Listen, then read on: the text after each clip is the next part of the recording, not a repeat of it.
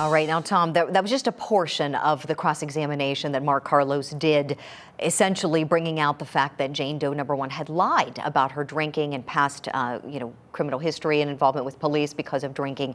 And so I want to ask you, do you think the daughter's testimony is going to have any bearing on that? Can it save things? Oh, absolutely. I think when the jury hears from the daughter, and if her testimony supports what Jane Doe #1 was saying, I don't think the jury is going to give much weight to Jane Doe denying her drinking or her criminal past. I mean, that's natural for somebody to do. Nobody wants to admit their flaws. And Jane Doe was probably unaware that the defense had that impeachment evidence, the citations of her public intoxication and whatnot. But I think a jury's going to look at the substance of the testimony, not so much these somewhat collateral issues of her denying that she had been drinking, so on and so forth. Not to say that there isn't value in it. There was a lot of value in it on her testimony. But that value is going to be diminished greatly if the daughter is permitted to testify, and she testifies as I think everybody expects. Sure. All right, Tom Matthews, criminal defense attorney, stay with us in San Diego, please. We have to take a quick break right now. When we come back together, we will dive into the testimony of Jane Doe #2. Stay with us. Also, later in our show, we'll take you to Wisconsin, where the man who kidnapped Jamie Kloss and murdered her parents will learn his fate.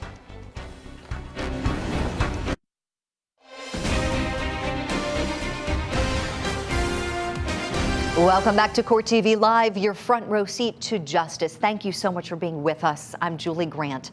On day #3 of the trial of the state of California versus Kellen Winslow II, Jane Doe #2 testified. She is a 59-year-old homeless woman. She told the court that Kellen Winslow II invited her to get coffee. She said that she got into his car from the Encinitas transit station, but that instead of driving her to a nearby Denny's where she thought they were going, she says that Winslow drove her to a secluded area where he raped, sodomized, and strangled her. He held me, grabbed my arms, and I don't know what else he said, but he says we're gonna have sex. And I said, please don't do this. And I said it about 4 times, and something like, it's a done deal. All right, I want to take you back out now to San Diego, where it's only a little bit after 10 this morning, to speak with criminal defense attorney Tom Matthews. Tom, thank you so much for staying with us. Let's talk about Jane Doe #2, if we can, please. We heard a little clip of her just now. So far, I think everyone watching this trial closely is in agreement. She has been the most compelling witness for the state. What do you think the defense team needs to do to overcome, if you will, that testimony and especially the identification of Kellen Winslow II as her rapist? No question, that's going to be a tough one for the defense. I agree. To this point, she has been the most damaging witness to the defense. I mean, what can they do? They didn't really have a whole lot of information with which to impeach her. Mark Carlos, I remember he asked her an open-ended question at one point that somewhat backfired, but when you don't have much ammunition, sometimes you have to ask those risky questions. It's like being in a football game where your offense just can't get any yards, then you have this trick play that you've never ran, and the play can either pay big dividends or backfire, and then you use it and you end up fumbling, and that's what happens. So in any event, you just have to roll. You just have to roll with those punches and move on, and that's what the defense is going to do. And if I was them, I would just stay away from Jane Doe #2 as much as possible, because they really didn't have much information to do any damage to her testimony, and so be it. You just have to move on and now focus on the remaining alleged victims. Sure. Tom, do you think with either Jane Doe #1 or Jane Doe #2, we may potentially see a consent defense? Well, I think that's what they're obviously that's what they're leading to. They haven't, well, the defense hasn't put on their case, but just the way the questions have been formulated on cross-examine, so on and so forth. It's one of two. It's either consent or it's a misidentification. Jane Doe number 1 had difficulty with identification, as did Jane Doe number 3, but Jane Doe number 2 didn't have any issues with identifying him as the perpetrator. Right. And that identification is huge. We know that. We know there were difficulties with Jane Doe number 1 identifying him. We know that Jane Doe number 3 did not identify him, but Jane Doe number 2 has. I'm curious, knowing what you know, you told us before the break that you've practiced with Mark Carlos and Brian Watkins. You know them and to be very reputable criminal defense attorneys in the San Diego area. And certainly you know, practicing criminal defense, that it's a decision you discuss with your client, a very serious decision, whether or not they choose to take the stand. Of course, it's their right not to, and not to put on any defense. The burden stays with the prosecution. But what conversations, if you had to guess, do you think they may be having, knowing what you know about them and Kellen Winslow II, as to whether his testimony may help his case? Well, that would call for a lot of speculation on my part. But you know, one of the interesting things about cases like this, or any trial for that matter, is you can go into it with, I'll use the football analogy again, you can go into it with a certain game plan, but that game plan can be quickly derailed in many ways by witnesses testifying in a certain way you didn't expect, with rulings that the judge may make. And here we have a perfect example of it late yesterday. We have this surprise witness coming into play. Right. So it's really difficult to predict what they're talking about right now. I think what they're doing is they're just absorbing all the testimony like a sponge. After court at the end of the day, they're regrouping. They're getting in a huddle and they're talking about what plan of attack, because the defense, his game plan can be one that's in motion constantly. And that's actually a smart way to handle it, because once again, you never know what can happen during a trial. Of course, Tom, absolutely right. You have to know how to bob and weave when you're a trial attorney. Let's say you were the one representing Kellen Winslow II. Do you think that his testimony could be helpful to him? Well, I've said this before. I mean, as a general rule, most defense attorneys try to keep their client off the stand, but that's not true in every case. Some things have to be explained away, and the only person that can do that is the defendant themselves. And I know juries, you know, from speaking with dozens of juries over the years, they like hearing from a defendant. They want to hear from the defendant. And I think the way this case is going, the defense may have no choice, because Jane Doe number 2 is a problem. And I think the only one that's going to be able to counteract her testimony is Kellen Winslow himself. Tom Matthews, criminal defense attorney, we appreciate you sharing your insight with us. Stay there, stay put, please. We want to come back to you after we take a break. And also after the break, I want to tell you that Court TV crime and justice reporter Julia Janae will be updating us on the sentencing hearing for Jake Patterson. He is the man who admitted to kidnapping beautiful 13-year-old Jamie Kloss and murdering both of her parents.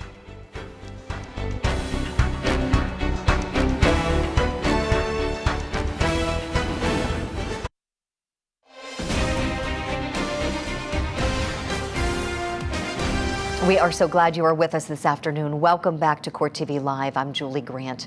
In a little while, we will take you to Wisconsin, to Barron County, for the sentencing hearing of convicted murderer and kidnapper Jake Patterson. Court TV crime and justice reporter Julia Janae has the latest. I have a young lady at my house right now, and she says her name is Jamie Kloss.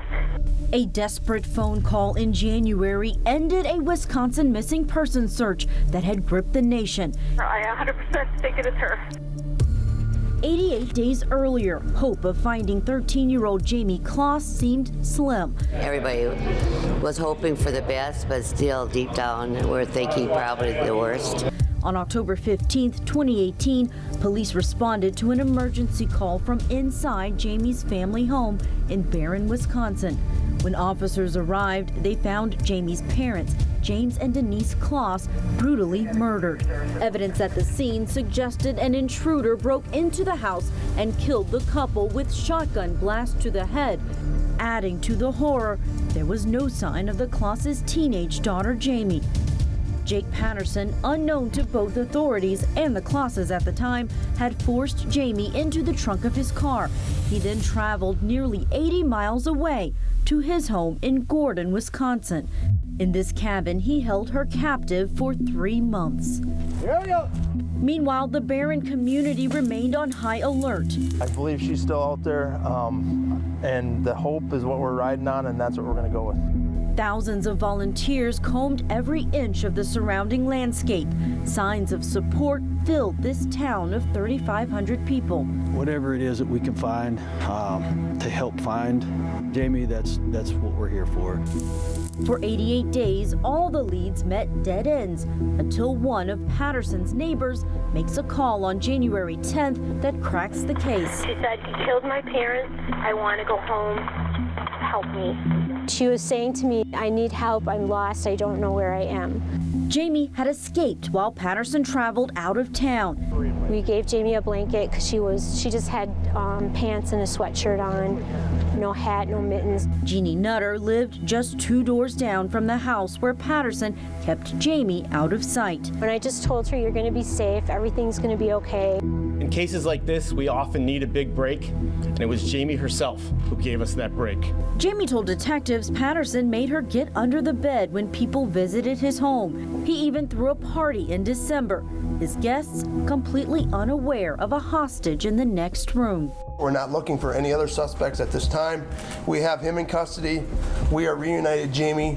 That has been the goal of this department. Once captured by police, Patterson immediately confessed to the murders of Denise and James Kloss and to abducting Jamie. He later told a Minneapolis television station over the phone that he loved Jamie. Watching TV, playing board games, and talking about stuff. We clicked a lot because like everything we made was homemade. As to why he targeted young Jamie, he said he spotted her 2 weeks before the kidnapping. She was boarding a school bus, and in that moment, Patterson told police, "I knew she was the girl I was going to take." We'll be working hard to convict the defendant of the charges filed against him. But in March, the 21-year-old pleaded guilty to 3 of the 4 charges against him. 2 counts of first-degree intentional homicide for the killing of Jamie's parents and for kidnapping. In exchange, the state drops their charge for armed burglary. How do you plead to that charge? Guilty. Now, Judge James Babler will hear testimony from Patterson's defense team and the state at a sentencing hearing in Barron County.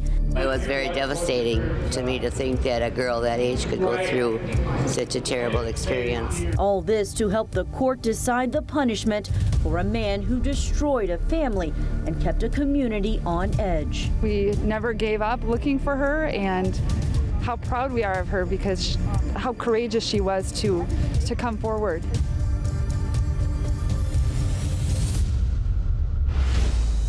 Just horrific, heartbreaking, almost unreal. That sentencing hearing will happen in just about an hour from now. But joining me again here in the studio to discuss, Court TV crime and justice reporter Julia Janae. Julia, thanks for coming back. Let's start with the penalties he's facing. I understand that he's not facing the death penalty. A lot of people at home probably wondering why. Why? Well, it's a legal standard. There's no death penalty in Wisconsin. It hasn't been since the 1800s. They were one of the first states to abolish capital punishment. So he did not at any time ever face the death penalty, and the maximum he'll get is life in prison.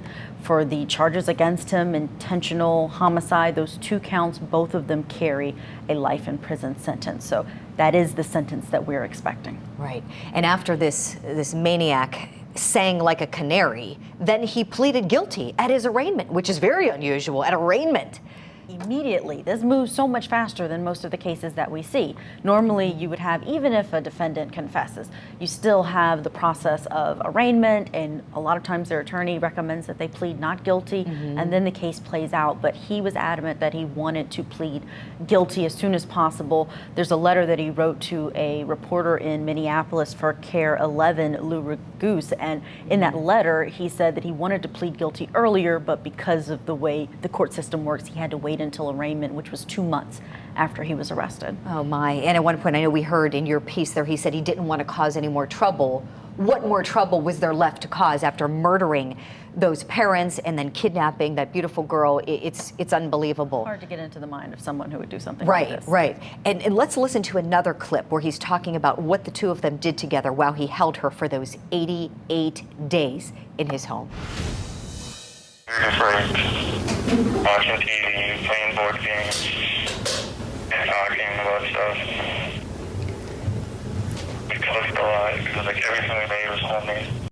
TV, board games, acting as if it's so warped, as if that This would was just a be sleepover. fun. It's unbelievable. Right. Do we know, Julia, if Jamie Kloss was sexually assaulted during the time that she was held hostage?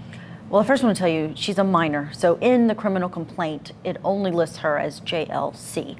And as far as what we have on the record, there is no mention in police files, in what has been filed by the attorneys in this case, that there was a sexual assault. There's no charge that includes a sexual assault, only homicide, kidnapping, and armed burglary. So as far as what we have on the record, there is no mention of what happened, but whether that goes to the privacy of a minor, it's something that could come out at this sentencing hearing. We don't know, but as far as we understand from the charges and from the police record, there's no mention by Jamie in her testimony in the criminal complaint or the statement made by the defendant, Patterson. He doesn't say this is what happened, but he does detail a lot of what happened during those 88 days, and so does she. Right. Of course, we can only hope and pray that she was not sexually assaulted. Talk to me about the day that she was able to escape. It's nothing short of miraculous. Absolutely. The condition, can you describe for us like how she was being held underneath the boxes and whatnot, how she was able to get out? Absolutely. So he took her to this home that's 80 miles away from her house. So she had no idea where she was. And during that time, if anyone came over the house, he would tell her to get under the bed, and he would place these large plastic boxes around the bed with weights in them. And if she moved them, that's when he threatened her, threatened to harm her, which you knew he could live up to those threats because she had witnessed him killing her parents right there with no stopping. You know, he just did that flat out right in front of her. So you can only imagine that she took these threats seriously. So there were times that she stayed under the bed for 12 hours. If he left and told her to stay, no food, no water, no bathroom break. But she was not under the bed the entirety of those 88 days. It goes to what he said about them cooking and watching TV. From what we can tell from his statements, he had her there as a companion almost. It's a sick way to think of it, but in his mind, that's what it appears that he believed this to be. It is. Julia Janae, Court TV crime and justice reporter, thank you so much for all of those details. We appreciate your reporting. We're going to continue following this case, and when we come back right after this break, we'll continue our coverage of the case against former NFL star Kellen Winslow II. He's on trial being accused of multiple instances of forcible rape. We'll have more on this right after this break.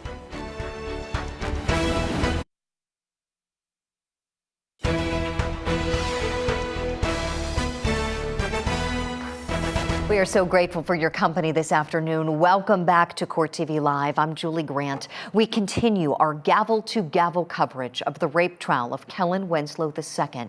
The third of 5 Jane Doe accusers testified before the jury on Thursday. Jane Doe number 3, a 57-year-old woman who lives in Winslow's neighborhood, claims that while she was gardening, Winslow entered her yard and then exposed himself to her.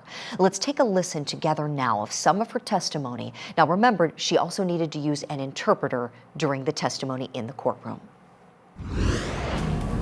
After the man took his pants off, did you see his penis? Yes, I did. What did you do when the man took his pants off and showed you his penis? At that moment, I said, no, no, no, no. And then I walked away. Where did this happen? In front of my house. What were you doing when this, prior to when this happened? Before that happened, I was cutting the flowers. I was walking toward the orange tree. I turned my back, and then he was taking off his pants. Did you say that your husband was there? No, but only when he took off his pants, then I told him I was calling my husband. He did not take off his pants completely. He just took off his pants to the point that I can saw his penis. And he held his penis with his other hand? Yes. After he ran away, I came into the house, and then I told my husband. Were you afraid of this man? Yes, of course. Why? I don't know how to say, but I am very afraid of bad people. All right, back with me to continue discussing what we're hearing in the way of testimony in this case is criminal defense attorney Tom Matthews, standing by live outside of the courthouse in San Diego. Tom, great to have you with us. Thanks for staying put there. I want to get your take, please, on Jane Doe number 3's testimony. Yesterday we saw her. We know that the allegation is indecent exposure, not the most serious of the crimes by any stretch. But what do you think? Do you think this testimony was helpful, harmful to the case? Give me your take. Well, you know, she was a credible witness, we'll say that. Now, her identification issues were favorable to defense. Obviously, she wasn't able to specifically identify him as being the person that was doing what she claims he was doing. But overall, I mean, she was a credible witness. Now, you know, her testimony was considered what is called circumstantial evidence, but circumstantial evidence can be extremely powerful. It's evidence, and it's basically a coincidence. And, you know, if you have enough coincidences in place, you know, a jury can believe that evidence. And for example, they pinpointed him to riding his bicycle in the area that day, and he was on a bicycle. Now, that is strong circumstantial evidence, and never underestimate the strength of circumstantial evidence. Juries will convict on it if it's strong enough. Sure, most definitely. Well, and let's go back to the identification or lack thereof with Jane Doe number 3.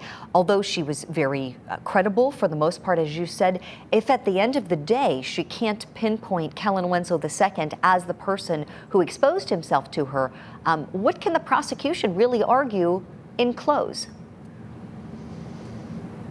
Well, they're going to be the ones that argue the circumstantial evidence, the fact he was on a bicycle. I think that's the strongest point for the prosecution. Actually, I think the defense wins on this one. The inability to identify, I believe she described his height as 5'8". I mean, that is so far off that I think there is sufficient reasonable doubt as to her.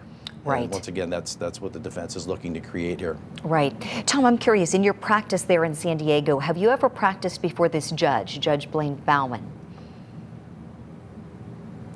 Yes, I have. I've never had a trial in front of him, but I've had other cases and other matters before him, yes. One thing that's been noticeable to all of us here at Court TV is how considerate he is of all of the witnesses, and seems like a very fair judge in the way he treats both sides and listens to the arguments. Seemed like he's being very thoughtful, very methodical, and especially with Jane Doe number 2, because she was very upset, visibly breathing heavy and having difficulty testifying. He was very considerate of her. And I just wanted to ask you, what is his reputation, if you know, in the courthouse? What do you know about him? What can you tell our viewers about Judge Bauman, please?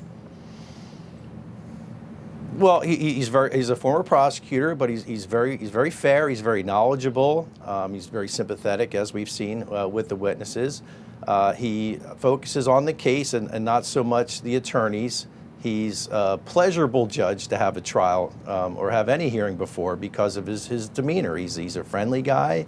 He's you know, he doesn't look to find faults in the attorneys or you know, give them a hard time for any reason. He takes care of business, and he's very pleasant, and he handles his courtroom appropriately. And how about Deputy District Attorney Dan Owens? Do you know anything about him? Have you ever had cases where you've been adversaries maybe in the courtroom? You know, I've never had a trial with Dan, and being that this is a trial, I really am not familiar with him, you know, in that aspect. But, you know, from what I've seen in the trial myself, he seems to be very fair, very non-confrontational when they're having arguments with the judge on certain issues.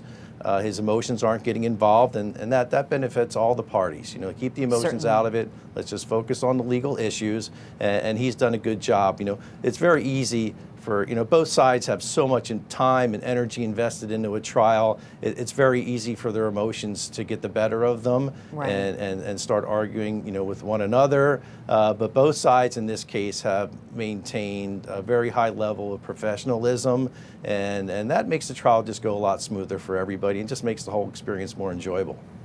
I couldn't agree more. And with Deputy District Attorney Dan Owens, it seems to be that he's very methodical with the testimony. It seems like his presentation of witnesses is methodical, and he seems very sensitive to the subject matter. Certainly not an easy case for any prosecutor to try.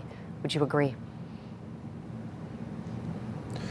Oh, yes. And with cases like this, when you have alleged victims of sexual assault, you know, he has to handle them with white gloves. You know, you have to be gentle with them because, you know, assuming that this did happen to them, I mean, it's a traumatic experience. And that's really the only way to approach these witnesses, you know, from either side.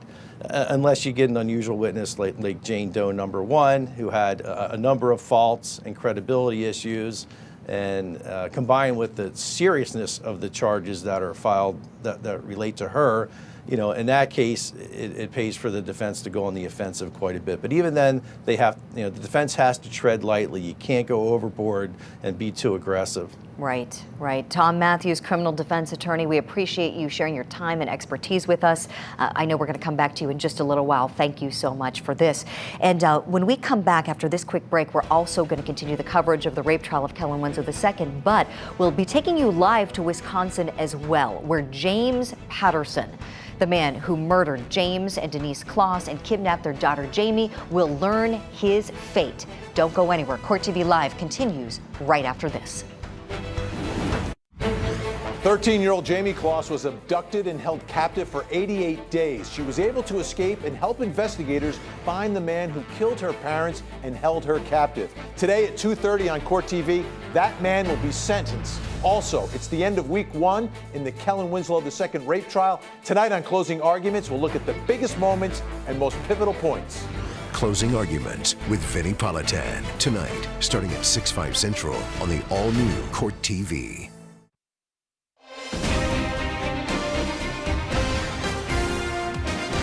Welcome back to Court TV Live, your front row seat to justice. I'm Julie Grant. Thank you so much for joining us. We want to take you back out live to San Diego, where criminal defense attorney Tom Matthews is standing by as we are discussing the case of the state of California versus Kellen Winslow II.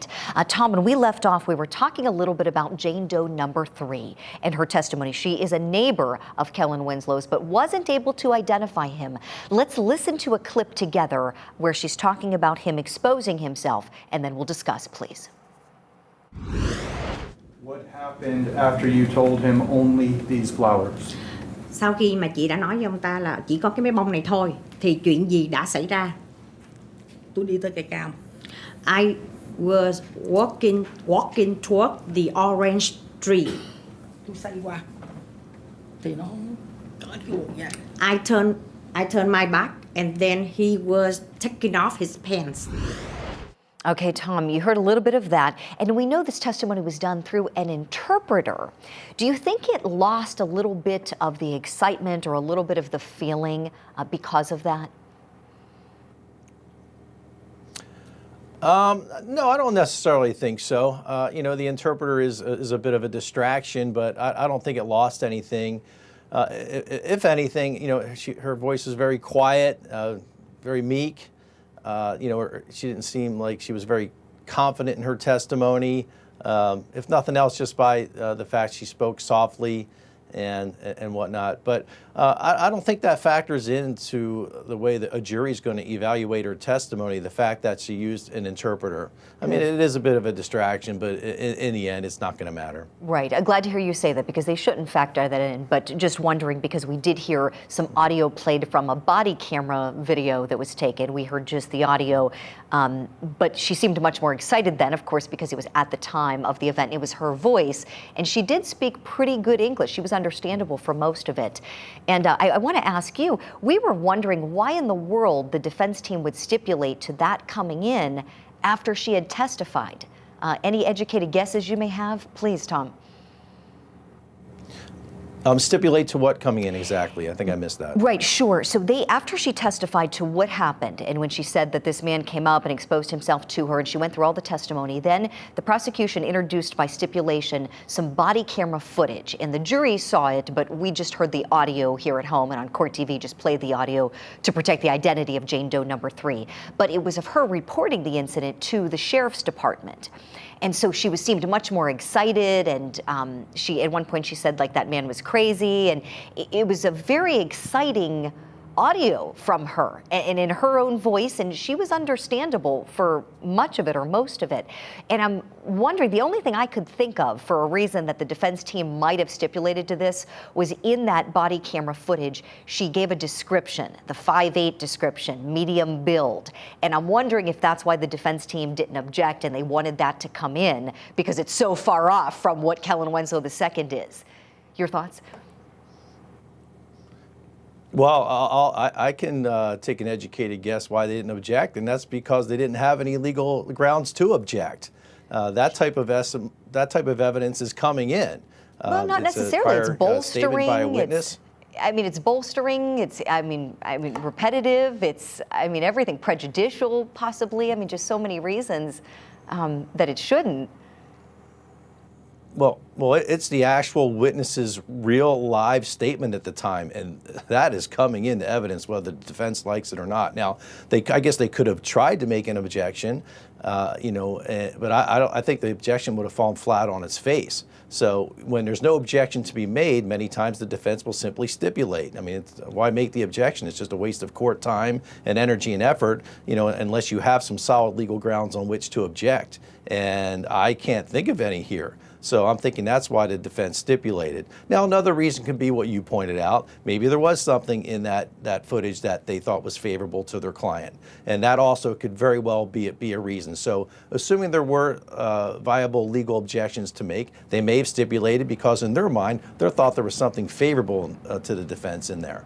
Sure. Well, we'll have to agree to disagree, because I think it was definite bolstering and objectionable. But I want to take a listen now to some more of her testimony where she's saying no, no, no was her response to him exposing himself. Let's listen in. I want to get your thoughts, please, Tom. After you saw his penis, what was he doing? Khi mà nó đỡ quần ra thì nó no thì tôi không có nhìn nó. I said no when he took off his pants. I didn't look at him, and then he ran away. Okay, so just heard her response. It was a little bit hard to hear through the interpreter, but she's saying no, no, no was when this occurred. I guess any thoughts on, do you think we will hear from her husband? In part of that testimony, she said that he was inside asleep, but of course was told about it. They went to police together. Any guess, do you think we'll hear some testimony from him, maybe to help corroborate hers? I guess my guess would be he's not really necessary, because what she did say, came off as being believable and credible, okay, but what she did say didn't identify him. So I don't think the prosecution really needs to have him testify, because he's not a percipient witness, which means he didn't view what happened at the time. She told her husband what had happened, so he would just essentially verify what she already testified to. I really don't think he would add much value to this trial, and be a worthwhile witness just for that purpose, because the defense really wasn't able to impeach her credibility. They could impeach, or they could argue her testimony didn't really prove anything, but in terms of her being a credible witness, the defense didn't really have anything, and I don't think calling her husband would improve that aspect of her testimony. Gotcha. All right, Tom Matthews, criminal defense attorney, thank you so much for being with us this afternoon. We appreciate your time.